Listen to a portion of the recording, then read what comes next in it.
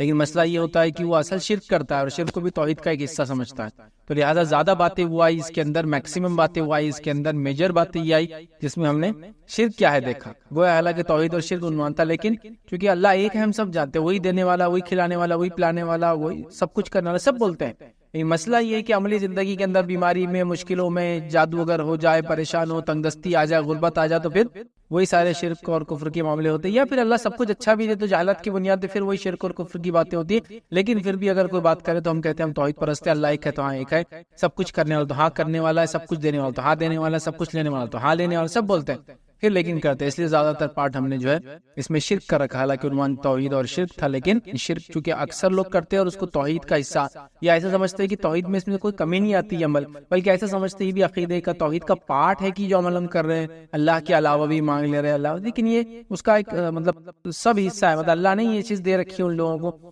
علم نہ ہونے کی بنیاد پہ ہوتا ہے۔ تو یاد رکھیے ہم نے اسی لیے جو میجر پارٹ جو ہے شرک کیا ہے، شرک کی توحید کیسے کمزور ہو جاتی ہے، کچھ الگ الگ اور بہت سارے مسائل اور بہت ساری باتیں بہرحال اس میں ہم نے دیکھی اور سمجھنے کی بہرحال کوشش کی ہے۔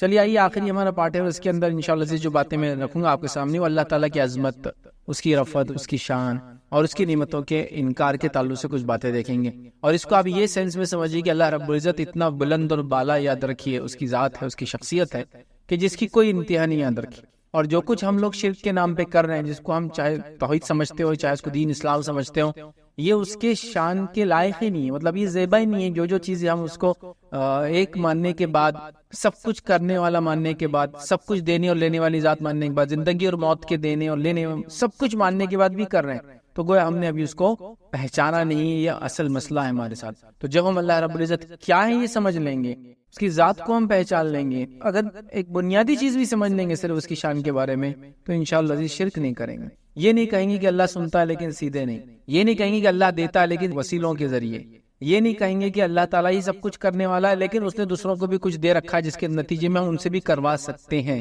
یا یہ نہیں کہیں گے کہ اللہ تعالیٰ کے لیے تو ٹھیک ہے لیکن دوسروں کی قسمیں بھی کھائی جا سکتی ہے، نظر نیاز بھی کی جا سکتی ہے، یہ نہیں کہیں گے۔ جب ہم بات کو سمجھ لیں گے، یاد رکھیے، اور اپنی جو مثالیں، جو گھٹیا باتیں ہم نے بنا رکھی اللہ کے سننے کے بارے میں، اللہ کے سے دعا کے بارے میں، اللہ کے تعلق سے عقیدے کے بارے میں، اللہ کے دینے کے بارے میں، اللہ سے دعاؤں کے معاملے میں، وہ انشاءاللہ عزیز چلی جائیں گے، یاد رکھیے۔ تو آئیے سب سے پہلے جو میں ایک آپ کے سامنے ایک واقعہ رکھتا ہوں، جی وہ صحیح بخاری کا واقعہ ہے۔ عبداللہ ابن مسعود رضی اللہ عنہ فرماتے ہیں کہ ایک یہودی عالم نبی اکرم صلی اللہ علیہ وسلم کی خدمت میں آیا اور کہنے لگا، اے محمد صلی اللہ علیہ وسلم، ہماری کتاب میں لکھا ہوا ہے، اس کی جو بھی کتاب تھی نام نہیں میرا، لکھا ہوا ہے کہ اللہ تعالیٰ قیامت کے دن آسمانوں کو ایک انگلی پر اور زمینوں کو ایک انگلی پر اور درختوں کو ایک انگلی پر اور پانی کو ایک انگلی پر اور نمناک مٹی کو ایک انگلی پر اور باقی تمام مخلوقات کو ایک انگلی پر رکھ کر فرمائیں گا، میں ہی بادشاہ ہوں۔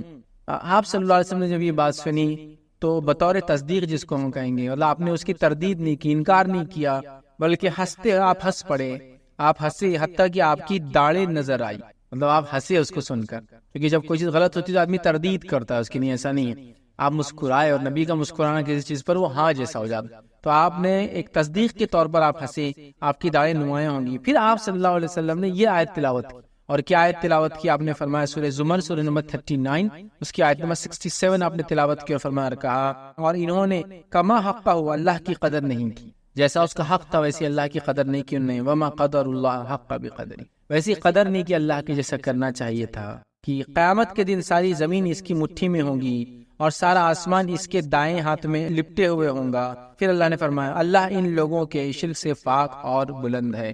تو یہ آیت آپ نے پڑھ کر یہودی کی اس بات کی تصدیق کر دی، ہاں ایسا ہونے والا۔ آئیے صحیح مسلم کی ایک روایت میں الفاظ یہ ہے کہ قیامت کے اللہ تعالیٰ تمام پہاڑوں کو اور درختوں کو ایک انگلی پر رکھیں گا، اور پھر انگلیوں پر رکھی ہوئی ان تمام مخلوقات کو ہلا ہلا کر کہیں گا، میں ہی بادشاہ ہوں، میں ہی بادشاہ ہوں، یہ کہیں گا۔ ایک اور روایت صحیح بخاری کی روایت، اس میں یہ الفاظ ہے کہ اللہ تعالیٰ قیامت کے دن آسمان کو ایک انگلی پر، پانی اور نمناک مٹی کو ایک انگلی پر اور باقی ساری مخلوقات کو ایک انگلی پر رکھ لیں گا۔ تو یہودی نے جو ایک ایک انگلی کہی، اگر پورے حدیثوں لے لے تو ساری باتیں آ گئی اس میں، زمین، آسمان، پہاڑ، جھاڑ، نمناک مٹی سب آ گیا اس میں۔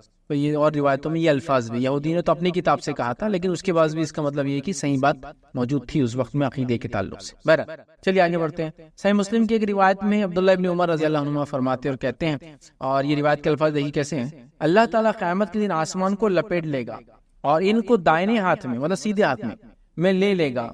پھر فرمائیں گا بادشاہوں کہاں ہیں زور والے، وہ بادشاہ کہاں ہیں جو اس دنیا میں جبر کرتے تھے، ظلم زیادتی کرتے تھے، زور والے تھے، کہاں ہیں وہ بادشاہ؟ ٹھیک ہے، کہاں ہیں غرور کرنے والے، کہاں ہیں وہ جو بادشاہ پہ غرور کرتے ہیں، ٹھیک تو تکبر کرتے تھے۔ پھر بائیں ہاتھ سے زمین کو لپیٹ لے گا جو دائیں ہاتھ کی مثل ہے، مطلب اللہ تعالیٰ کو دونوں ہاتھ جو ہے دائیں ہے، رائٹی ہے، ان سمجھانے کے لیے بتایا جا رہا ہے۔ پھر دوسرے ہاتھ میں اللہ تعالیٰ لے لیں گا اس کو۔ اس کے بعد پھر فرمائے گا میں بادشاہ ہوں، کہاں ہیں زور والے، کہاں ہیں بڑائی کرنے والے، کہاں ہیں وہ جو جبر زور زبردستی کرتے، کہاں ہیں وہ جو تکبر کرتے تھے، اور میں آج کا بادشاہ، انا الملک، میں بادشاہ ہوں۔ تو ظاہر سی بات ہے اللہ تعالیٰ کی بادشاہت۔ ان حدیثوں کو آپ پڑھیں گے اور بھی ایسی لاتعداد روایتوں کو آپ پڑھیں گے، کہیں بھی ذرہ برابر کسی فرشتے، کسی نبی، کسی ولی، کسی جن، کسی کا تذکرہ نہیں آئے گا، صرف اللہ، ایک اللہ جو بادشاہ ہے، جو رب ہے، سب کچھ کرنے والی ذات اس کی۔ لیکن لوگوں نے پتہ نہیں کتنی چیزیں اللہ کو چھوڑ کے، کتنے لوگوں کو اللہ کی ذات میں، اس کی صفات میں، اس کے ناموں میں، اور اس کے رب ہونے میں، اور اس کی عبادت کے اندر یاد رکھی، اس کی سب میں شریک کر دیا اللہ کا۔ جبکہ یہاں کہیں بھی نہیں ہے کہ ذرہ برابر بھی کوئی یہ کوئی وہ کوئی فلاں فلاں، ایسی روایتیں لاتعداد، میں کہہ رہا ہوں سفارش والی روایت میں نہیں جس کے اندر لوگ انبیاء کے پاس جائیں گے حساب و کتاب نہیں ملیں گے، سب گھبرا رہے ہیں۔ کوئی فرشتہ، کوئی نبی، کوئی جن، کوئی ولی، پیر، فقیر، قطب، ابدال، یہ وہ لوگوں نے جو بنا لی، کوئی نہیں آنے والا، علامہ، مفتی، امام، فلاں فلاں، کوئی نہیں آنے والا۔ یہ بات کو سمجھنا بڑی اہم چیز ہے۔ تو ہم نے اللہ کی قدر نہیں کی یاد رکھے جیسا اس کی قدر کرنے کا حق تھا یاد رکھیے۔ اسی طرح جو ہے ایک اور روایت عبداللہ ابن مسعود رضی اللہ عنہ فرماتے ہیں، اور یہ ان کے اپنا قول ہے، یاد رکھیے وہ کیا فرماتے سنیے۔ آسمانی دنیا سے دوسرے آسمان تک 500 سال کی مسافت ہے، 500 ایئرس کا ایک آسمان سے دوسرے آسمان ڈسٹینس ہے، اور ہر دو آسمانوں کے درمیان 500 سال کی مسافت ہے۔ ایوری مطلب ایک ہیون سے دوسری ہیون 500 سال کا مسافت، مطلب ٹریولنگ ڈسٹینس کتنا، کیا حساب سے وہ کیا اسپیڈ ہوں گی واللہ عالم، بٹ ڈسٹینس ہے۔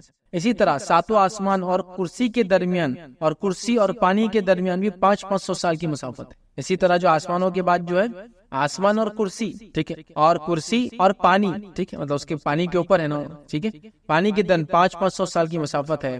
پانی کے اوپر اللہ تعالیٰ کا عرش ہے، تو کرسی اور عرش الگ الگ آ رہے ہیں، تو اس سے آپ سمجھ جائے کہ کرسی ایک الگ چیز ہے۔ ویسے کرسی اور عرش دونوں الگ ہی چیزیں یاد رکھیں۔ آیت الکرسی کی جو کرسی یاد رکھیے وہ عبداللہ ابن عباس رضی اللہ عنہ ان کے اقوال کے مطابق یہ عرش ایک الگ چیز ہے، اور کرسی وہ جگہ ہے جیسا آپ بولیں گے کسی عرش سنگھاسن پہ بیٹھنے کے لیے جو ایک چھوٹی چیز استعمال ہوتی ہے، فٹ سٹول ہوتا ہے جس پہ قدم رکھ کر پھر آدمی اوپر سوار ہوتا ہے۔ کرسی تو پانی ہے، کرسی ہے، پھر عرش ہے، سب میں 500 سال کی مسافت ہے، یاد رکھیں۔ پانی اور اللہ تعالیٰ کا عرش ہے، اور اللہ تعالیٰ عرش کے اوپر ہے۔ یاد رکھو تمہارا کوئی بھی عمل اللہ تعالیٰ سے پوشیدہ نہیں ہے، نہ ہونے کے بعد بھی کوئی بھی عمل اللہ سے ہمارا پوشیدہ نہیں ہے۔ اس بات کو آپ سمجھے کہ اللہ کی شان اور بڑائی کیا ہے۔ اس نے اتنی بڑی کائنات بنائی لیکن وہ ہر ذرے سے واقف ہے، یاد رکھیے۔ Every atom, molecule, atom, electrons, protons, اس کے اندر کچھ، اس کے اندر کچھ، اس کے اندر کچھ، اس کے اندر بھی کچھ ہوں گا، اللہ تمام سے واقف ہے، تمام کو دیکھ رہا ہے، تمام کو اس کو علم ہے۔ اس بات کو یوں سوچئے کہ اتنا سب کچھ ہونے کے بعد بھی آپ یہ کہہ رہے ہیں کہ اللہ سیدھے نہیں سنتا ہے۔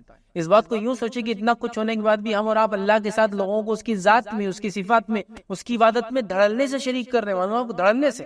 اتنا سب ماننے کے بعد بھی، توحید کا اقرار کرنے کے بعد یہ سب چیزوں پہ ہر مسلمان منڈی ہلائیں گے، ہاں بالکل، سوال ہی نہیں آتا اس کے علاوہ کچھ۔ لیکن عملی زندگی میں دیکھو آپ نے کس کو نعوذ باللہ کس کو رب کے مقام پہ لے آ کر بٹھا دیا۔ یہ کل دیکھ سکتے ہیں، یہ کل سدھار سکتے ہیں، یہ بگڑی بنا سکتے ہیں، یہ فلاں کر سکتے ہیں، اولاد نہیں ہو تو یہ اولاد بھی دے سکتے ہیں، یہ بیماری کو شفا میں تبدیل کر سکتے ہیں، کیا کیا پوزیشنز اور پوسٹ اور یہ مقامات آپ نے دوسروں کو اور ہم نے دے دیے۔ پھر ہم یہ کہہ رہے ہیں کہ توحید، اللہ کو ایک ماننا ہے، لیکن اللہ کو صحیح ہم نے پہچانا نہیں ہوا، اس کی معرفت ہی نہیں ہوئی، اس کی کائنات کو ابھی ہم نے دیکھا ہی نہیں، وہ کتنی بڑی اور کیسی ہے اس کو اگر جب انسان دیکھیں گا تو تعجب کرنے لگے، یاد رکھ، تعجب کرنے لگے گا۔ ایک میں ڈاکیومنٹری دیکھ رہا تھا تو اس کے اندر ایک ریسرچ بتائی گئی کہ جو ملکی وے گیلیکسی، دودھیا گیلیکسی جس کو بولتے ہیں، جس میں ہم رہتے ہیں، یہ ملکی وے گیلیکسی کا ایک حصے سے دوسرا حصہ، سمجھ رہے ہیں، مطلب چوڑائی جس کو بولتے ہیں ہم زبان، ایک یہ دوسرے حصہ، اس کو اگر آپ کو صرف سفر طے کرنا ہے تو یہ ملکی وے گیلیکسی 1,00,000 نوری سال کا ڈسٹینس ہے، مطلب 1,00,000 لائٹ کا، مطلب جیسا ایک روشنی کو اگر آپ چھوڑ دیں گے خلا میں اسپیس میں، جو 1 سال میں وہ مسافت طے کریں گی، تو ویسا 1,00,000 سال کی مسافت طے کریں گے تو جب یہ کونے سے یہ کونے پہ انسان جائے گا۔ یہ خالی ایک دودھیا گیلیکسی کی بات ہے، 1,00,000 نوری سال چوڑی ہے، اور لائٹ جو ہے 1,86,000 میل فی سیکنڈ کی رفتار سے بھاگتی ہے جو خلا میں چھوڑ دی جاتی ہے۔ رف ایسٹیمیٹ بولو تو 3,00,000 کلومیٹر فی سیکنڈ، 3 लाख किलोमीटर को फी सेकेंड, इसको ضرب दो 60 से तो आएगा फी मिनट, उसको ضرب दो, समझे आप, 60 से तो आएगा फी मिनट, उसको ضرب दो 60 से तो आएगा फी घंटा, और उसको ضرب दो 24 से तो आएगा एक दिन के कितना है, और उसको ضرب दो 365 से। कैलकुलेटर नहीं, सुपर कैलकुलेटर लगता है उसके लिए, अपने कैलकुलेटर कोई काम नहीं करता है। तो तब आएगा 1 साल का डिस्टेंस जो लाइट ट्रेवल करती है, तो ऐसा 1 लाख साल चलेंगी, एक कहकशां को सिर्फ पार कर पाएंगी। और हमारी मिल्की हुई कहकशां मिलियंस और बिलियंस कहकशाओं का एक खाली टुकड़ा है, मतलब ऐसी बिलियंस मिलियंस, मतलब लाखों लाखों दसियों लाख और गैलेक्सीज हवा में बस तैर रही है। और ये सब जो है ये खला में चल रहे हैं, और तैरने के लिए कोई ना कोई इनको उठाए हुए ऊपर, समझ रहे ना आप, ये हवा में है, सब स्पेस में खला है। और ये कैसे चलती है, साइंस क्या कहती है ना, मैग्नेटिक जो फील्ड होती है उसके जैसे ही चलती है सब। जो हम घूम रहे हैं, जमीन घूम रही है, रोटेशन रेवोल्यूशन जो कर रही है, सूरज चांद सितारे जो कर रहे हैं, तो ये सिर्फ वो मैग्नेटिक जो फील्ड जनरेट करती है उसकी वजह से सब एक दूसरे को संभाले हुए। जिसको अगर खाली ऐसी एक मोटी मोटी मिसाल देके समझना है तो 2 मैग्नेट को लेना और बीच में कोई लोहे की पिन वगैरह कोई एक छोटी चीज रख देना, ठीक। आप जो मैग्नेट जो नजदीक होंगे वो पिन वाले से पहले भाग के जाके चिपक जाएंगे, चिपक जाती है उधर एक तरफ चले जाते हैं। लेकिन अगर ऐसा हो, जो कि बहुत मुश्किल है हाथ से कर पाना, आप लैब में कर सकते हैं ऐसे, दोनों मैग्नेट सेम ताकत जनरेट कर रहे हो सेम वक्त के अंदर, और बीच में वो लोहे का पिन डाल दिया जाए, तो पिन क्या करता हूँ, कांपना शुरू कर देता है, उसको समझ में आता किधर जा चुके, दोनों पावर बराबर हो जाते। फिर उसको और आप प्रिसाइसली एडजस्ट करें तो पिन एक ही जगह रुक जाएंगे, ऐसा अटक जाए, क्योंकि दोनों तरफ की ताकत बराबर हो गई। अब लोहा क्या करे, किधर जाएगा उसको नहीं समझता, वो ठहर जाता है। ये है मैग्नेटिक फील्ड की वजह से किसी चीज का खला में तैरना। और ऐसा लाखों करोड़ों ट्रिलियंस ऑफ ट्रिलियन स्टार्स ऐसी संभाले हुए हैं, तो कोई आदमी कोई इसको जात है ना संभाली, हर चीज अपने ऑर्डर में। वहीं आप समझे बात को, जरा बराबर मैग्नेटिक फील्ड चेंज हुआ तो सितारे गिरने शुरू हो जाएंगे, मालूम। तो हम वो रब की बात कर रहे हैं। लेकिन फिर आप देखिए हमने क्या क्या चीजों को अल्लाह के अलावा माबूद बना दिया है, किन किन चीजों को किन किन सलाहियत और ताकतों का हामिल बना दिया है, किन किन को रब को छोड़कर किस किस के दर पर जाके हम सर टेक रहे हैं, किस किस के ताल्लुक से दिल में वो बातें, वो ख्यालात, वो तकद्दुस, वो हुर्मत, वो जज्बा, वो मांगने का जज्बा रख रहे हैं जो गैरुल्लाह है। आप खाली इसको सोच के देखिए, याद रखिए। तो ताजीम रब को छोड़कर, उसकी कदर छोड़कर हमने पता नहीं किन किन लोगों की याद रखी, गैरुल्लाह की ताजीम की, परस्तिश की शक्ल में याद रखिए। इसी तरह हम देखते हैं वो अल्लाह रब्बुल इज्जत जो कुदरत वाला, गलबे वाला, हिकमत वाला, सब कुछ करने वाला, खालिक, बदी, इब्तिदा करने वाला, हर चीज की याद रखिए, इंतहा तक पहुंचाने वाला हर चीज को, रब जो पालने वाला, जिसको जो चाहिए वो देने वाला, याद रखिए, राज़ी जो रिज़्क़ देने वाला। सब कुछ होने के बाद भी हमने न जाने कितनों को ये सिफत, ये कितनों को ये अहमियत का हामिल बना दिया, कितनों को ताजीम के लायक बना दिया, और अल्लाह रब्बुल इज्जत की नेमतों को के साथ कुफ्र किया हमने। याद शदीद तौर सबसे पहले तो कुफ्र ये कि उसको ना मानना, या तो मानने का दावा करके ना मानना, ये भी ना मानना है। अल्लाह को मानते हैं हम, सही बात है, लेकिन पता नहीं किस किस से मांग रहे। याद रखिए, तो याद रखिए अल्लाह ताला की ज़ात बड़ी जो है जलीलुल क़द्र है, ठीक। और अल्लाह रब्बुल इज़्ज़त वो ज़ात है, याद रखिए, जिसकी ताज़ीम की जाए, जिसकी शान को समझा जाए।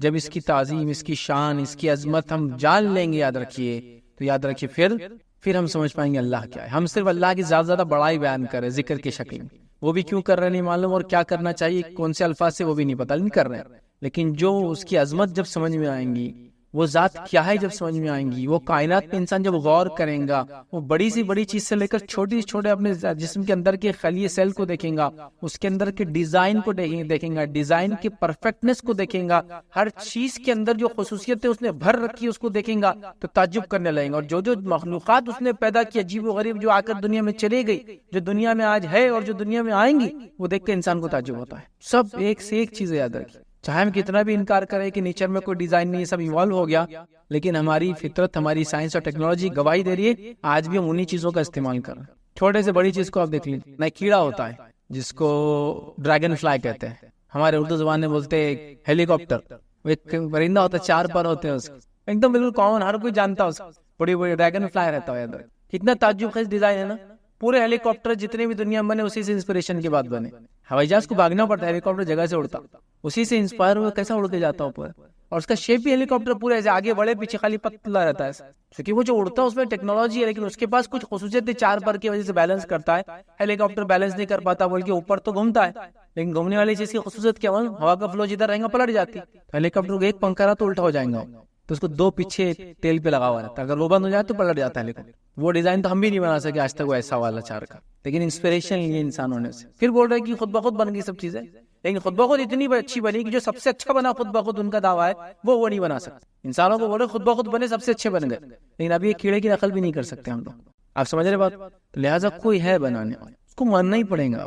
ہر چیز آپ دیکھیں گے، ہر چیز دیکھیں گے، کیڑوں کو دیکھیں گے، لاتعداد اللہ کی مخلوق کتنے ہوتے ایک ٹائم پر آپ کو نہیں معلوم. سمجھ رہے ہیں کتنے لاتعداد، عجیب و غریب نظام ان کے اندر. چند کیڑے تو ایسے آپ تعجب کریں گے جن کے انڈے کتنے انڈے ہوتے، اتنے باریک، ریت میں رہنے والے کالے پیلے نیلے کے باریک، 80 سال تک ان کے انڈے محفوظ رہتے ہیں اور انتظار کرتے ہیں صحیح موسم کے آنے کا. تو اللہ تعالیٰ اس 80 سال تک اس کو باقی رکھتا ہے. اس کو اور بھی پتہ نہیں اور کچھ چیزیں ہوں گی، تو ہم کو جو پتا ہے وہ ہے. اور جیسی اس کو مناسب موسم ملتا ہے، اچانک آپ دیکھتے ریگستان میں ٹڈے اچانک کیسے اتنے بڑھ جاتے ہیں. وہ ایک ساتھ پیدا نہیں ہوتے، وہاں انڈے ان کے ایک ساتھ ہیں، لاکھوں کروڑوں بلین سے پڑے ہوئے. اچانک ایک موسم آیا، بارش کے بعد فلاں ہوا، اور وہ نکل کے ایسے آتے ہیں کہ آپ شہر اور بستی کی بستی ڈھانک لیتے ہیں. حال میں آپ دیکھیں گے سعودی وغیرہ کے اندر مکہ مدینہ میں آئے تو کافی پاپولر ہوا. آپ مسجد میں فلور دیکھ سکتے ہیں نا، چھت دیکھ سکتے. تو یہ ایک ساتھ پیدا نہیں ہوتے ہیں، یہ پیدا ہو کے پڑے اپنے اپنے اس کے انڈوں میں، موقع ملتے ہی نکل جاتے ہیں. کیسے عجیب و غریب مخلوق. ایک بارش ہوتی ہے اور کتنے انگنت کیڑے آپ گھروں میں دیکھتے ہیں صرف، اور کتنے انگنت جھاڑ لگ جاتے ہیں، اور پانی جمع ہوگا تو مینڈکیں اور مچھلیاں اور کیا نہیں ہوتی ہے. یہ کس کے ذریعے سے آئی ہے؟ کس انسان نے، جن نے، یا نبی نے، یا فرشتے نے، کس نے کیا کہ جو وجود میں آ گئی؟ پھر انسان کیسا بول رہا کہ ہمارے میں بھی ایسے لوگ ہیں جو کچھ کو وجود میں لا سکتے، کچھ کو وجود سے ختم کر سکتے، کچھ بگڑی بنا سکتے، کوئی بگڑی بنی ہوئی خراب بھی کر سکتے، کسی کو زندگی دے سکتے، کو موت دے سکتے. یہاں باقی اس کے اندر تو کوئی کچھ نہیں کر سکتا. میرے تالاب کی مچھلیاں مر رہی تو ایک بھی کوئی انسان نہیں، انسان زندہ اور مردہ میں سے جو ان مچھلیوں کو بچا لے. تو وہاں تو میں بھاگتا ہوں سائنٹسٹ کے پاس، وہاں تو بھاگ رہا ہوں دواؤں کے پاس، لیکن انسانوں میں انسانوں کو چھوڑا تو کہہ رہے ہیں انسان بھی ایسا کچھ کر دیتے ہیں بغیر دواؤں کے، ایسی چیزوں سے جس میں اللہ نے تاثیر بھی رکھی کہ وہ انسانوں کو زندگی دے رہے ہیں، موت سے بچا لے رہے ہیں، برائی کو دور رکھ رہے ہیں، شیطانوں کو دور رکھ رہے ہیں، خیر کو لا رہے ہیں. تعجب کی بات ہے، ہم نے ایکچولی اللہ کی جو قدر ہونا چاہیے تھا وہ قدر نہیں کیا. درخت جو اس کی عظمت تھی، جو اس کی شان تھی نا، ہم نے وہ نہیں پہچانی. اگر اس کو ہم پڑھے، اس کائنات پہ سے غور کر لیں، اپنی پیدائش پہ غور کر لیں، ہم کیسے پیدا ہوتے ہیں اپنی پیدائش پر.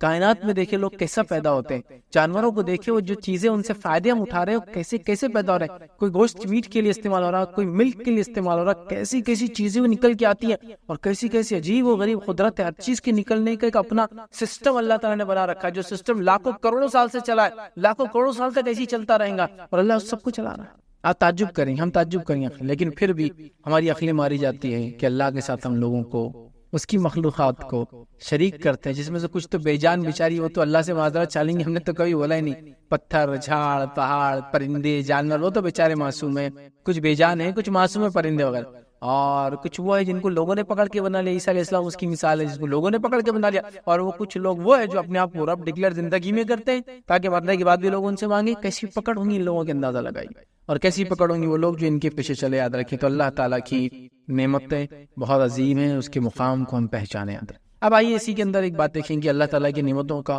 انکار کرنا کفر ہے. یاد رکھیں توحید کیا بڑی نعمت نہیں ہے جو ہم کو سب سے بڑی ملی، ایک مسلمان گھرانے میں پیدا ہو کر اس کا انکار کریں گے تو یہ کفر ہے. یاد رکھیں. اور دیگر تمام نعمتیں جو اللہ رب العزت نے دے رکھی، یاد رکھیے ان کا ہمیں اقرار کرنا چاہیے. جب اللہ کی نعمتوں کا، پہلے تو اللہ کی عظمت کو ہم جانتے ہیں، اس کی شان کو ہم پہچانتے ہیں، اس کے بعد اللہ کی نعمتیں جو دے رکھی ہیں اس کے ذریعے اس کو جب سمجھنے لگ جاتے ہیں تو پھر ہم اللہ کا انکار نہیں کرتے ہیں، ہم کفر نہیں کرتے بلکہ ہم اور توحید پہ جاتے ہیں. آئیے اللہ رب العزت کیا فرماتا ہے سورہ نحل سورہ نمبر 16 آیت نمبر 53 میں اللہ نے فرمایا اور کہا وَمَا بِكُم مِّن نِعْمَةٍ فَمِنَ اللَّهِ. اللہ فرماتا ہے اور تمہارے پاس جتنی بھی نعمتیں ہیں سب اللہ ہی کی صرف سے ہے، مطلب اللہ ہی کی طرف سے. جو بھی نعمتیں ہمارے، ایک تو اللہ کی عظمت آپ نے جان لی، اب اس نے ہم پہ نعمتی کے احسان کی، اس کو آپ سمجھے. یاد رکھیں یہ نعمتیں اور احسان ہم نے کیا. اگر اس چیز کو آپ سمجھنے لگے نا، آپ خالی اتنی بات کو سمجھیے کہ اللہ کی اگر عظمت کو آپ نے سمجھ لیا اور اس کے بعد اس چیز کو آپ نے سمجھ لیا، اللہ کی عظمت سمجھنے کے بعد کہ یہ عظمت والی ذات ہم سے خطاب کر رہی ہے، انسانوں سے خطاب کر رہی ہے. اس سے بڑا شرف کیا ہو سکتا ہے انسانوں کی کہ وہ اتنی عظمت والی ذات ہے، وہ ہم سے خطاب کرتی ہے اپنے کلام کے ذریعے. اس نے انبیاء بھیجے ہماری طرف، اپنی توحید کی طرف بتایا اور ہمیں عبادت کا حکم دے رہی ہے. مجھے بتائیے کوئی آپ پہ 10 احسان کر لے اور ایک کام آپ کو بولے تو آپ کریں گے نہیں کریں گے اس کا کام؟ اچھا وہ جو کام ہم کر رہے ہیں اس کی عبادت، اس سے اس کو کوئی فائدہ نہیں، وہ ہمارے فائدے کے لیے، اور اس کے لیے وہ ہم سے خطاب کر رہا ہے. مطلب اگر انسان صرف اتنا ہی سوچ لے کہ کوئی ملک کا پریزیڈنٹ میرے سے بات کر رہا ہے کسی مسئلے کے لیے تو میرے لیے اس سے بڑی کوئی چیز نہیں ہو سکتی. جبکہ دنیا میں کوئی کسی سے بات کرے تو اس کے اپنے فائدہ ہوتا ہے اور سامنے والے کا فائدہ ہوتا ہے. اللہ رب العزت جو بھی ہم سے کہہ رہا ہے اسے ہمارے فائدے کے لیے، اس کو ہماری عبادت سے کوئی فائدہ نہیں ہوتا ہے کہ بھائی اس کی بڑائی بہت ہم کریں گے تو اس کا مقام ہوگا. وہ آلریڈی پکارا گیا ہے، اس کا مقام آلریڈی اتنا اونچا ہے کہ ہمارے کچھ تسبیحات پڑھنے سے اور مقام نہیں بڑھنے والا اس کا. اگر ہم نہ بھی ہو تو اللہ کے فرشتے لا تعداد اس کی تسبیحات آلریڈی بیان کر رہے ہیں، ضرورت بھی نہیں اللہ. تو اس کا فضل اور احسان ہم پہ یاد رکھیے. تو اس کی نعمتیں ہیں، ساری نعمتیں جتنی اللہ نے دی یہ اسی کی طرف سے یاد رکھیے. اور یاد رکھیے دوسری آیت اللہ رب العزت فرماتا ہے سورہ نحل سورہ نمبر 16 آیت 183 میں اللہ نے فرمایا کہا یعرفون نعمت اللہ ثم ینکرونها وَأَكْثَرُهُمُ الْكَافِرُونَ. یہ لوگ اللہ کی نعمتوں کو پہچانتے ہوئے بھی انکار کرتے ہیں اور ان میں سے اکثر ایسے ہیں جو اللہ کی نعمتوں کی ناشکرے ہیں. واقعی میں ہم توحید کی ناشکرے ہیں.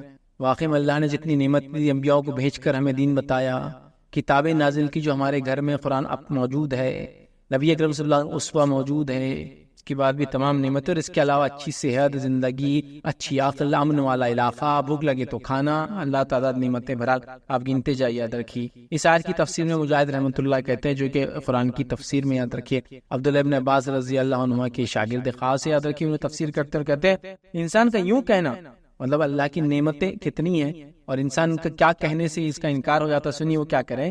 انسانوں کا یوں کہنا کہ یہ مال مجھے آبا و اجداد کی طرف سے ورثے میں ملا ہے، یہ اللہ کی نعمت کا انکار ہے. آبا و اجداد سے ورثے میں ملا، اللہ کی نعمت کا انکار ہے. چونکہ اللہ چاہتا تو آپ کو مار دیتا ان کے ساتھ. پھر آبا و اجداد سے کیا ملتا آپ کو؟ اللہ نے آپ کو ان آبا و اجداد نے پیدا کیا جس کے نتیجے میں ان کے خاندان میں آپ ہے، جس کے نتیجے میں اللہ نے ان کو نعمت دیتی، وہ نعمت جس کے نتیجے میں آپ کو ٹرانسفر ہو کے ان کے مرنے کے بعد آئی. تو ہمارا کہنا ہم کو بھی پڑے گا یہ اللہ کی عطا کردہ نعمتیں ہیں جو مجھے اپنے آبا و اجداد کے ذریعے سے یہاں تک آئی. آبا و اجداد کی دی ہوئی نعمتیں نہیں ہیں یہ. بھائی میری صحت، یہ میری صحت تو میری خاندانی ہے، ہم پورے خاندان میں ایسی ہے نہیں. وہ اللہ تعالیٰ ہے جس نے ہمارے خاندان والوں کو صحت دیا، نتیجے تھے وہاں ہم بھی اس خاندان میں پیدا ہوئے تو ہم کو وہ صحت ملی. آپ سمجھ؟ وہ کہتے ہیں کسی کا یہ کہنا کہ مجھے یہ مال آبا و اجداد سے ملا، اللہ کی نعمتوں کا انکار ہے. آپ کیا کہہ رہے ہیں؟ مطلب اللہ کی نسبت کرنا چھوڑ کر آبا و اجداد کی، آپ یہ کہیں اللہ تعالیٰ نے میرے آبا و اجداد کو عطا فرمایا تھا جس کے نتیجے میں چونکہ میں ان کے نسل مجھے ہی ملی ہے. لیکن ہم کتنے بار دیکھیے کیسے الفاظ جملے ادا کرتے. یہ جس کو کہیں گے بہت باریک نکات ہے، یاد رکھیے. لیکن آپ دیکھیے کتنے اس میں سنبھلنے کا یہ جو علماء ہے، یاد رکھیے جو سلف صالحین ہیں، صحابہ تابعین، ان کی زندگیاں پڑھیں گے نا، توحید خالص کے لیے انہوں نے ہر کچھ کر دیا.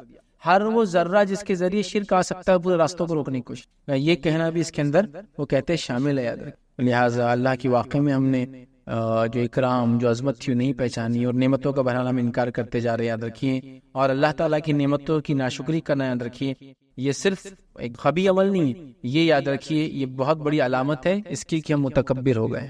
ایک تو اللہ کی نعمت کا انکار کفر ہے، لیکن انسان کیوں کرتا ہے یہ کام؟ جب وہ متکبر ہو جاتا ہے، سب میرے پاس ہے، میرے کو تو آسانی سے مل جاتا ہے، میں نے کیا ہے. اور جب ایسا ہوتا ہے تو اللہ تعالیٰ سب چھین لیتا ہے، انکلوڈنگ توحید کی نعمت بھی چھین لیتا ہے. جب آدمی جو ہے، ہم لوگ جو ہے اللہ نے ہمیں توحید پر رکھا، ہم اس کے لیے جو ہے ہم کو اس پر فخر ہے، ہم اس کو خوش ہوتے ہیں. لیکن یہ بات یاد رکھیے گا اگر یہ توحید کی نعمت کی دعوت لوگوں تک نہیں پہنچائے گی تو یہ نعمت ہمیشہ ہمارے باقی رہتی. لوگوں کو دیکھا گیا کہ جن کی نسلوں میں توحید کے امام گزرے ہیں، اس کے بعد ہم نے دیکھا وہی لوگ ان کی نسلیں 2-3 گزرتے گزرتے شرک کی دلدلوں میں جا کے پھنس گئے. اس لیے کہ نعمتوں کا شکر یہ ہے کہ جو اللہ نے دیا ہے اس کو بولا جائے، اس کا صحیح استعمال کیا جائے. تو توحید کی نعمت ہے، یہ خالی اس پاس رکھنے سے نہیں ہوگا، اس کو پھیلانا پڑے گا. یاد رکھیے اور نعمتیں جب انسان کے پاس ہوتی ہے اور اس سے وہ کفر کرتا ہے، اس سے وہ تکبر کرتا ہے اور یہ سمجھتا ہے میرے وجہ سے کچھ ہوا ہے، میرے فضل سے، میری کوششوں سے، میرے نتیجے میں ہوتا ہے. نتیجہ کیا ہوتا ہے؟ یاد رکھیے وہ یہ ہوتا ہے کہ جیسا ایسا اللہ رب العزت نے فرمایا سورہ فصیلت سورہ نمبر 41 آیت 50 میں اللہ نے فرمایا اور کہا اور اگر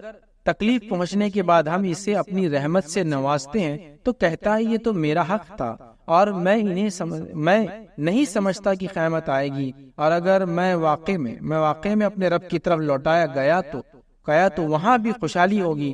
پس کفر کرنے والوں کو ہم ضرور بتائیں گے کہ وہ کیا کچھ کرتے رہیں اور انہیں ہم سخت عذاب سے دوچار کریں گے. مطلب کچھ لوگوں کا حال یہ پہلے تو یہ کہتے ہیں کہ جو کچھ ملا وہ میرا حق تھا اور مجھے لگتا نہیں قیامت آئیں گی، لیکن ابھی گئے تو وہاں بھی میں فائدے میں رہوں گا. یہ ان کی سوچ ہے. تو میرا حق تھا اس کے تعلق سے جو تفسیر آتی ہے، امام مجاہد جو ھذا لی بول کے جو لفظ قرآن کا اس کی تفسیر میں کیا لکھتے سنیے. وہ کہتے ہیں یہ مال و دولت تو میری محنت اور کاوش کا نتیجہ ہے. یہاں ھذا لی سے مراد اس کا مال اور دولت.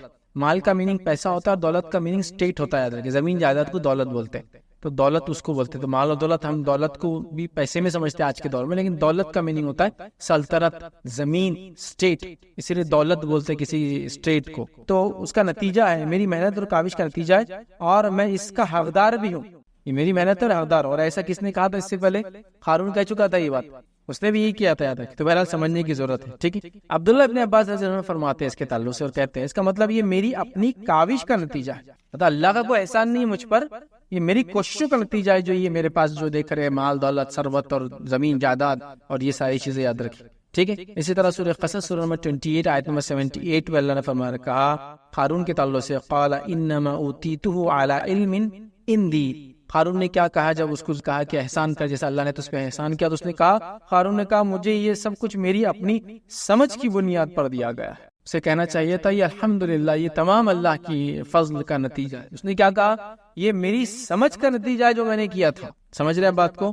تو اللہ تعالیٰ نے, یاد رکھیے, ایسے لوگوں کو یاد رکھیے, اس کو برباد کر دیا. اس کا نتیجہ کیا ہوا آپ سب جانتے ہیں, برباد ہو گیا. تو لہٰذا اللہ کی عظمت اور مقام کو پہچانے, لہٰذا اس کی نعمتوں کو ہم جانیں, اور اس کے بعد اس کا شکر بجا لائے, نہ کہ ان نعمتوں کے ساتھ تکبر کرے. یاد رکھیے, چونکہ پھر نعمتیں چھین جا رہی ہے. تو لہٰذا توحید ایک عظیم دولت ہے. اللہ کی ذات کو سمجھے بغیر آپ اور میں توحید نہیں سمجھ سکتے, اور شرک کو سمجھے بغیر مکمل توحید کو بھی نہیں سمجھ سکتے. تو اس سیریز اور کڑی کے اندر میں نے کوشش کی کہ میں توحید اور شرک کے عنوان پہ بات کروں. توحید کے بارے میں بیچ بیچ میں بات ہوتی رہی, لیکن زیادہ تر ہم نے بات شرک کی, کیونکہ شرک پہ میں نے آپ کو بتا دیا, اس لیے کہ ہم لوگ سب توحید کا دعویٰ کرنے والے لوگ میری بات کو سن رہے ہیں اور سنیں گے, لیکن اس کے باوجود بھی ہم نے اللہ کے ساتھ نہ جانے کن کن کو شریک کر دیا.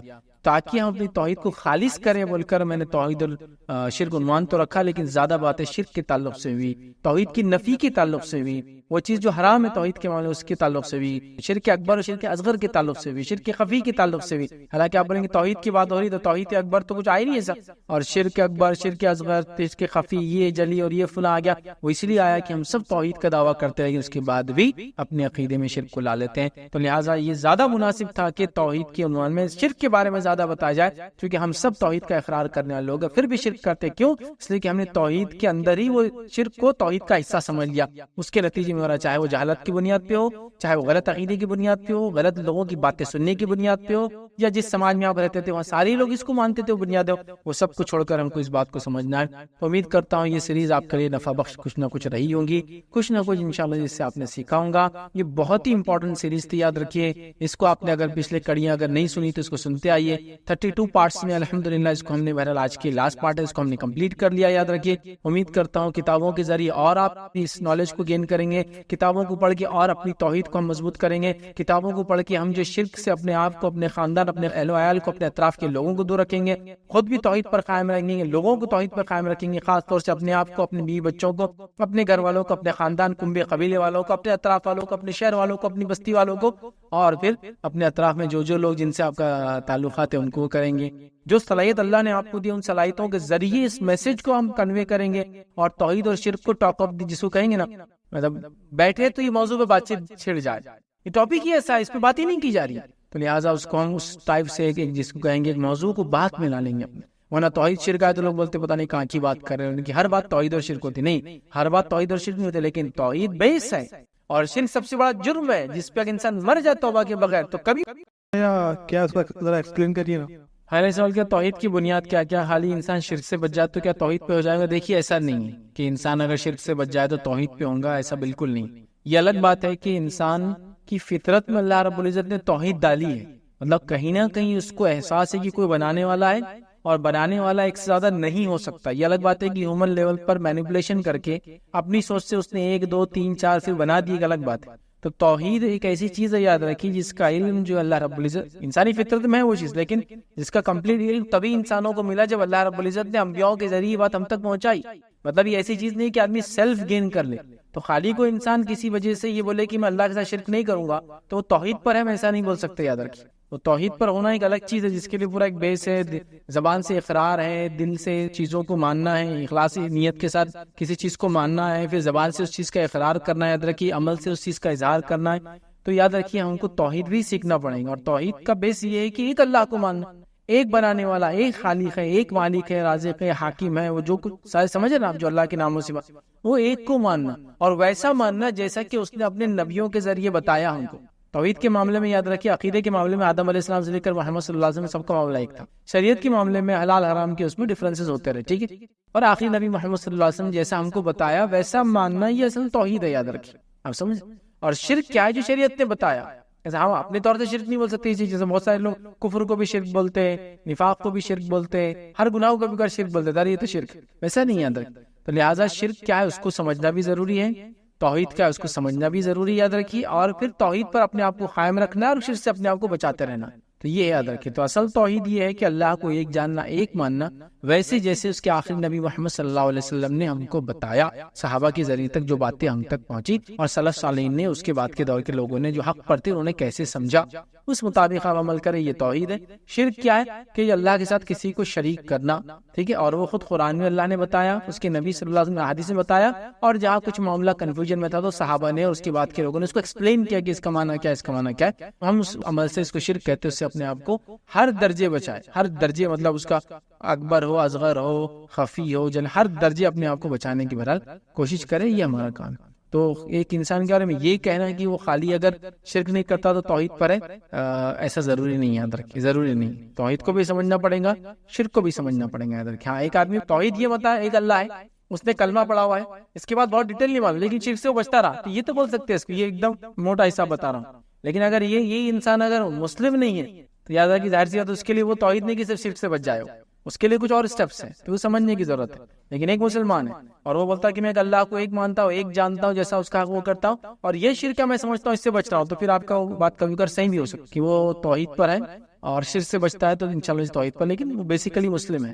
اور وہ ایک اللہ کو مانتا ہے، جانتا ہے، اسی کو رازق، مالک اور اسی کو حاکم، اسی سے ہر چیز مانگتا ہے، زندگی کا دینے والا مانگتا ہے، موت کا دینے والا، نظر منت مرادیں اسی سے، سمجھ نا. اس کا بیسک عقیدہ یہ ہے، پھر اس کو صرف شرک معلوم تو اس کا مطلب انشاءاللہ توحید پر ہی ہے. لیکن بیسیکلی جنرل آپ انسانیت بولیں گے تو ضروری نہیں کہ ہر آدمی جو شرک سے بچتا ہے وہ توحید پر ہو. ٹھیک. تو تھوڑا وہ ایکسپلینیٹری ہے، تھوڑا وہ حالات کے اعتبار سے اس کا معنی بہرحال بدلتا رہے. شیخ آپ نے اپنے درس میں کہا کہ اللہ سبحانہ وتعالیٰ قرآن میں فرماتا ہے کہ اللہ کی قدر ویسی نہیں کی گئی جس طرح کرنی چاہیے تھی. آپ نے ایک آیت بھی پڑھے. تو اللہ کی قدر جاننے کے لیے ہم کو کیا کرنا پڑے گا؟ یعنی کہ ایک انسان کے اندر اللہ کی قدر اور اس کی عظمت کیسے اس کے دل میں بیٹھے، اس کا ایک دم آتھینٹک ذریعہ کیا ہوگا؟ دیکھیے اللہ کی قدر انسان کیسے کرے گا، اس کی عظمت کیسے اسے پتہ چلیں گی، وہ سب سے پہلے ہوگا کہ انسان علم حاصل کرے اللہ کی معرفت، جس کو بولیں گے اللہ کیا ہے، اس کی معرفت گین کرنا ہوتا ہے، اس کا تعارف انسان گین کرے وہ کیا ہے، وہ نالج گین کرنا سب سے بیسٹ. میں یہ کہہ سکتا ہوں کہ وہ اللہ کی عظمت اور اس کی قدر اگر ہم کو کرنا ہے تو سب سے پہلے ہم کو جاننا ہوگا کہ اللہ ہے کیا. سمجھ رہے آپ؟ اللہ ہے کیا، ٹھیک ہے، وہ کیا ذات ہے، ٹھیک ہے. وہ جب انسان سمجھیں گا، اس کی معرفت بولیں گے آپ زبان میں، جب وہ نالج انسان گین کرے گا تو انشاءاللہ ساری چیزیں باقی جو ہونا ہے، اس کی عظمت، اس کی شان، اس کی کبریائی، اس کی بڑائی، اسی کے لیے سب کچھ ہے، اسی کے لیے قربانیاں ہوں گی، اسی کے لیے انسان زندگی رکھیں گا، اسی کے لیے موت ہوں گی. ہر چیز میں وہ الحمدللہ بولیں گا، ہر چیز میں اس کی حکمت نظر آئیں گی اللہ کی، اس کو اس میں خوش رہیں گا، ساری چیزیں کریں گا. تو سب سے پہلے ہم کو اللہ کا تعارف چاہیے، اس کی معرفت حاصل کرنا ہے وہ کون ہے. جب وہ ہو جائیں گا تو ساری چیزیں. ہمارے پاس مسئلہ یہ ہوتا ہے کہ ہم بچپن میں پیدا ہوتے ہیں، ہم مسلم گھرانے میں پیدا ہوتے ہیں، لا الہ الا اللہ محمد رسول اللہ ہم کو پڑھا دیا جاتا ہے، لیکن کوئی ہم کو اللہ کی معرفت نہیں سکھاتا، تعارف نہیں دیتا. اگر بچہ یہ کہہ رہا ہے کہ تمہارے ابا نے یہ گاڑی کما لی تو ابا بولتے ہوں میں نے کمایا، وہیں اس کو اگر روک کے بولا جائے نہیں بیٹا یہ میری کمائی نہیں ہے، یہ اللہ رب العزت نے جو توفیق اور جو صلاحیتیں مجھے دی ہیں، ٹھیک ہے، اس کے ذریعے اللہ تعالیٰ نے مجھے دیا ہے، مطلب وہ چیزیں میری ذریعہ بنی ہیں لیکن وہ سورس نہیں ہے، اللہ تعالیٰ نے مجھے دیا ہے. ہمارے ابا کے پاس تو فلاں ہے، مطلب شروعات دیکھیے ان کو تعارف ہی نہیں دیا گیا اللہ تعالیٰ کا، نتیجتاً وہ ہر چیز کو سمجھے نا، جیسا یہ میرے باپ داداؤں نے کمائی ہوئی مل کے مجھے ان سے ملی. ہم یہ بول سکتے ہیں اللہ نے مجھے عطا کی یہ نعمت جو کہ میرے باپ داداؤں کے ذریعے مجھ تک آئی. آپ سمجھے؟ تو لہٰذا وہ معرفت نہیں ہے، رب سے محبت نہیں ہے، وہ الفت نہیں ہے، وہ انسیت نہیں ہے، کیونکہ اس کو ہم نے پہچانا ہی نہیں یاد رکھا سب سے بیسک ہے.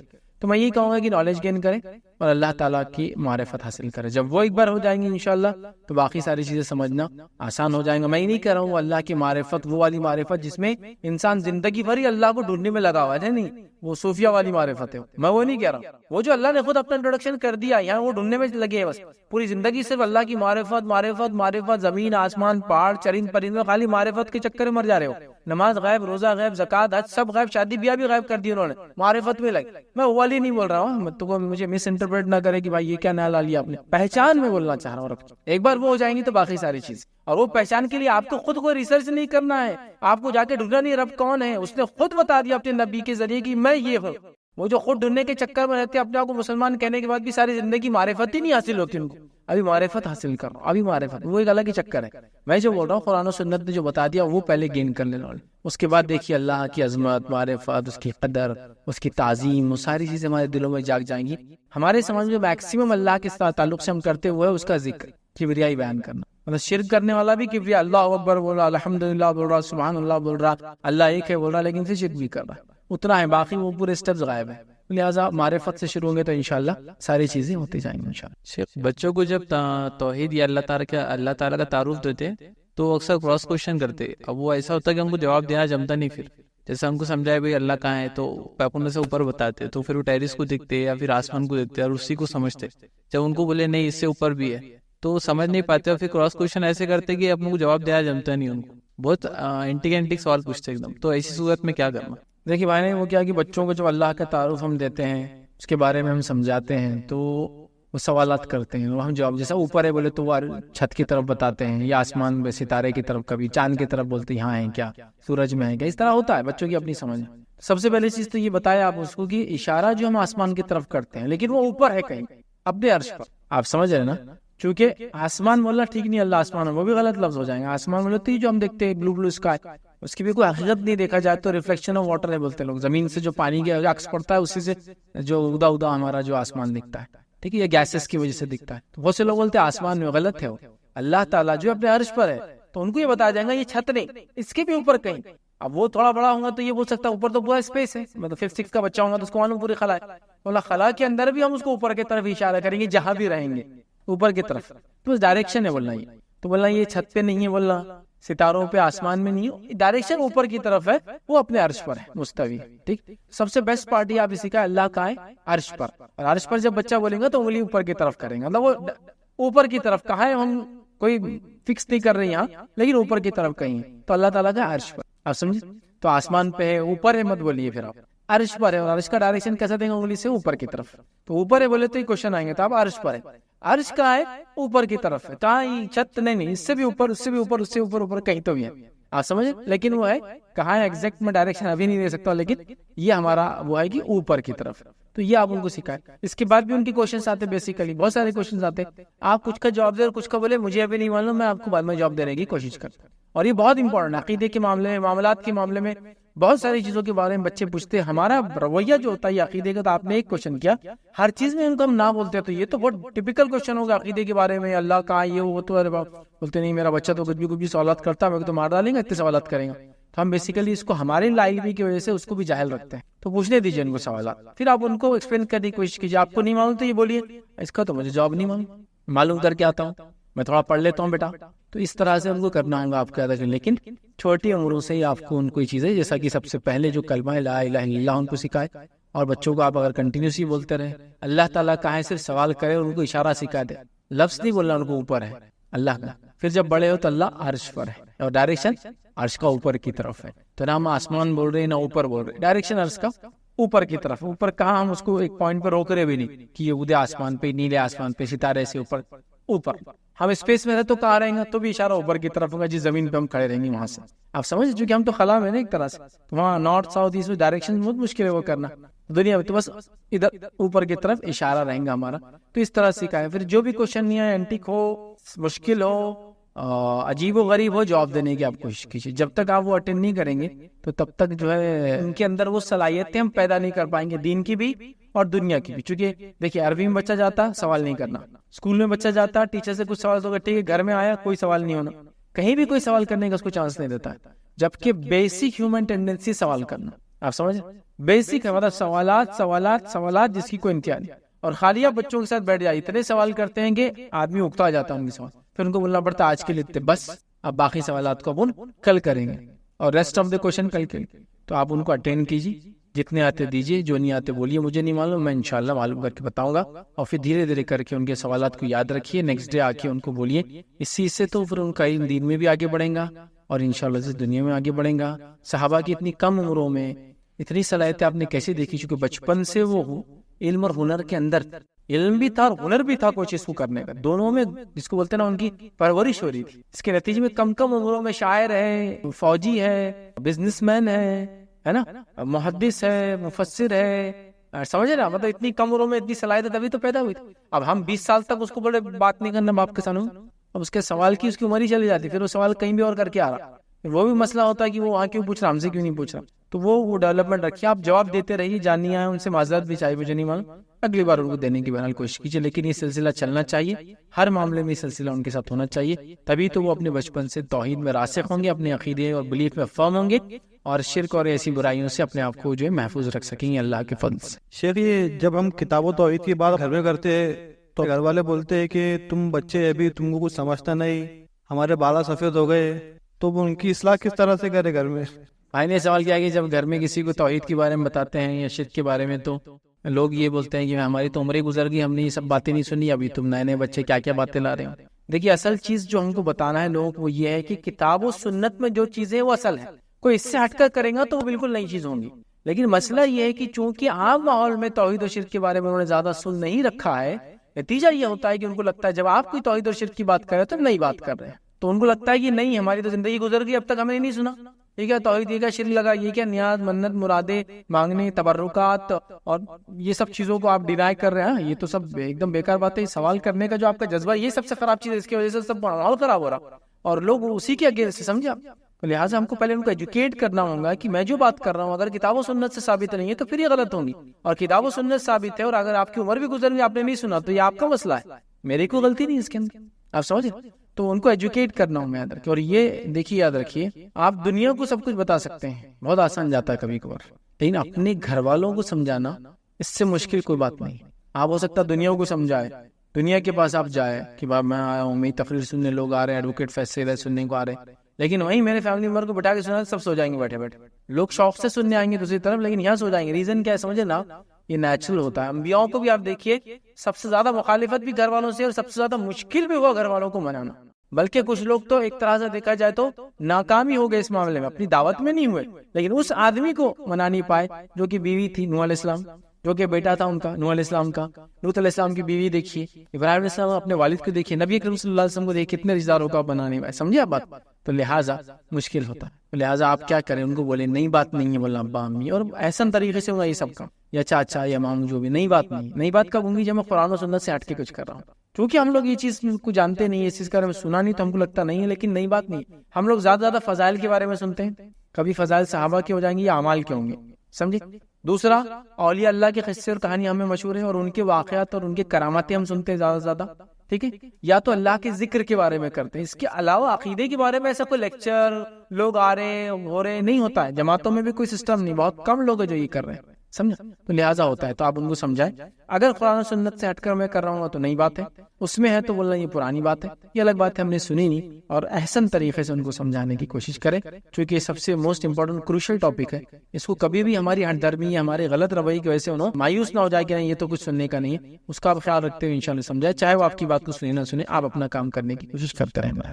ایک آج جو سیریز کا اختتام ہوا توحید اور شرک، اس کا مقصد یہ تھا، ہم سمجھتے کہ لوگوں کو توحید کی دعوت دینا اور شرک سے دور رکھنا. تو کچھ لوگوں کو جب یہ بات بتائی جاتی تو وہ بولتے کہ یہ ٹھیک ہے بولے اپنی جگہ علم کی حد تک، لیکن اصل چیز ہے بولے کہ جب تک اپن دین کو نافذ نہیں کریں گے تب تک یہ توحید وغیرہ صرف باتوں سے بیان سے پھیلیں گی نہیں. تو اصل پہلے اقامت دین ہے، پہلے اس کے لیے کوشش کرو تو پھر توحید خود بخود آ جائیں گے. تو ان کا یہ ایسی جو سوچ ہے لوگوں کی، یا یہ صحیح ہے کیا واقعی میں اقامت دین توحید اور شرک سے پہلے آئیں گی؟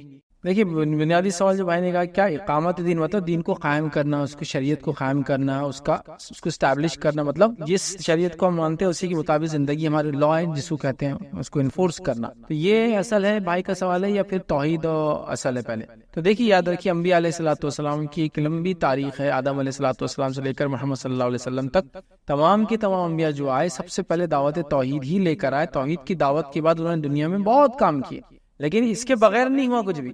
اگر کوئی یہ بولے کہ جیسا کہ مجھے الیکشن میں جیتنا ہے تو میں بوتھ کیپچرنگ کے پلان میں ہوں، چونکہ بوتھ کیپچر ہوگا تو الیکشن میں خود اپنی جیت جاتے تھے، چونکہ ووٹ پورے اپنے کو ملتے. اور دوسرا طریقہ الیکشن ہے تو میں لوگوں کے دل میں اتر جاؤں اپنی بات لے کر، اور اس کے بعد وہ بوتھ میں جائے تو میرے لیے ووٹ ڈالے. دونوں میں سے کون سا طریقہ آپ بولیں گے صحیح ہے؟ لوگوں کے دل تک اپنی بات پہنچاؤں میں، لوگ اگر مجھے پسند کریں گے تو پھر مجھے ووٹ ڈالیں گے. اور دوسرا طریقہ ہے بوتھ پہ جاؤ بوتھ کیپچر کرو. تو آپ جو بول رہے کہ پہلے اقامت کر دیں گے، پہلے بوتھ کیپچر کر لیں گے پھر ان کو توحید سکھائیں گے لوگوں، یہ نہیں ہوتا ہے کہ یہ سنت نہیں ہے، یہ طریقہ اللہ رب العزت کا نہیں ہے. انبیاؤں میں سے کسی نبی کی دعوت میں آپ یہ نہیں پائیں گے کہ پہلے دین کو قائم کیا اور بعد میں انہوں نے دعوت دی.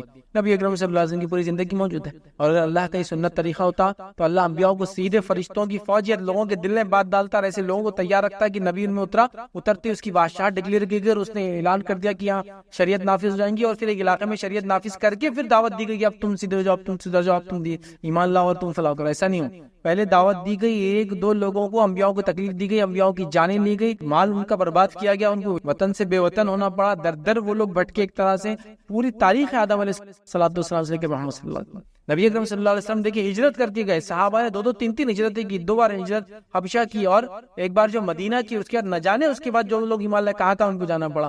اس کے بعد دعوت ہوئی، اس کے بعد لوگ جمع ہوئے، اس کے بعد مدینہ میں جمع ہوئے. مدینہ میں جمع ہوتے کہا جس دن پہ عمل کرتے ہم چاہتے وہی شریعت ہم پہ نافذ ہو. پھر نماز آ رہی ہے، پھر یہ آ رہا ہے، پھر وہ ہو رہا ہے، پھر فلاں فلاں فلاں ہو رہا ہے. اور آپ دیکھ رہے ہیں ایک اسلامک اسٹیٹ پھر بن رہا ہے. اگر ویسا نہ ہوتا تو اللہ نے پہلے نبی اکرم صلی اللہ علیہ وسلم مدینہ بھیجا تھا، اسلامک اسٹیٹ قائم کرنا تھا، اور پھر نبی کا دعوت توحید کا مشن پھر چالو ہوتا تھا. ایسا کہیں نہیں ہوا، اس سے پہلے بھی دیکھا نہیں گیا. سیدھا سیدھا گنے چنے کچھ انبیاء جن کو اللہ نے ایسے زمانے میں پیدا کیا جب مسلمانی اطراف میں تھے اور مسلمانوں کے بادشاہ بن کے آئے. اور ان کے بیٹے جیسا داؤد علیہ السلام مسلمانوں کے بادشاہ تھے، مطلب یہودی وہ مسلمان تھے، ان کے بیٹے تو وہ تو مسلمانوں کے بادشاہ تھے نا. ایسا کہیں ہوا کافروں میں اللہ نے ایک نبی بھیجا جو بادشاہ بنا پہلے اور پھر بولا کہ آپ ایمان کی دعوت ایمان لانا پڑیں گے. ایسا نہیں ہوتا ہے. لہٰذا اقامت دین ایک چیز ہے لیکن وہ توحید سے پہلے نہیں. توحید سب سے بیس، سب سے پہلے، سب سے بنیادی چیز ہے. جب لوگ اس کو مان لیں گے اور اس کے مطابق عمل کرنے لگیں گے، یاد رکھیے، اور پھر سنتوں پہ چلیں گے اور کتاب و سنت شریعت کو مانیں گے، تب پھر وہ آئیں گے کہ پھر جس دین پہ ہم چلتے ہیں اسی کے مطابق ہمارے پر اس کے احکامات نافذ کیے جائے. تو اقامت دین بھی ہے لیکن وہ توحید کے بعد ہے، یاد رکھیے. توحید سے پہلے کوئی چیز نہیں، یاد رکھیے. توحید پر کوئی قوم ہے اس کے بعد بول سکتے کہ بھائی جو دین پہ عمل کرتے ہیں اسی کی شریعت اپنے اوپر نافذ کرو، پھر اس کے بعد اور بھی دیگر چیزیں بنا لیں گے، لیکن توحید سے اوپر کچھ بھی نہیں، یاد رکھیے. اور توحید کا پیغام لے کے ہی تمام انبیاء آئے تھے. تمام سورہ ہود اٹھا لیجیے، الگ الگ انبیاء کے واقعات ہیں، سب نے کیا کیا؟ اے میری قوم اللہ کی عبادت کرو. یہ نہیں کہا کہ میری قوم میں تمہارے بادشاہ بنا کے بھیجا کیا، لہٰذا میں جو شریعت لیا وہ تم پہ نافذ کرنے ہو، لہٰذا تم اس کو مان لو. کون مانتا تھا ان کی بات؟ تو کہا ہے میری قوم اللہ کی عبادت کرو، ایک اللہ کو مانو، ٹھیک ہے، اس کے علاوہ کوئی الہ نہیں ہے. کیا تم سوچتے نہیں؟ کیا تم غور فکر نہیں کرتے؟ کیا تم سمجھتے نہیں؟ کیا تم عقل نہیں رکھتے؟ کئی سوالات سمجھ رہے. تو لہٰذا پہلے توحید ہے، اس کے بعد تمام چیزیں آئیں گے. یاد رکھیے اقامت دین بھی اس کے بعد ہی آئیں گے. اس سے بھی اپنی بات کو ہم ختم کریں گے. وآخر دعوانا الحمد للہ رب العالمین.